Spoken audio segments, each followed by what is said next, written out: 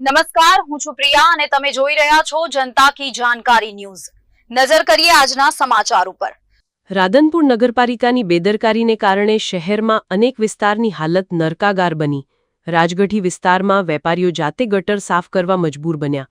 શહેરમાં રોડ, રસ્તા, સફાઈ, ગટરને લગતા પ્રશ્નો વિકટ બનતા રોગચાળાની ભીતિ। શહેરમાં વેપારીઓ જાતે સફાઈ કરતા નજરે ચડ્યા। નપાના સત્તાધીશોની નિષ્ક્રિયતાને કારણે ચોમાસાની શરૂઆત થતાની સાથે જ રાધનપુર નગરજનો અનેક યાતનાઓનો ભોગ બની રહ્યા છે। રાધનપુરના રાજગઢી વિસ્તારમાં ગટરમાં ગંદકી ફેલાતા વેપારીઓ જાતે જ ગટર સાફ કરવા મજબૂર બન્યા। રાધનપુર શહેરમાં પાલિકાની કામગીરી નિષ્ક્રિય બની।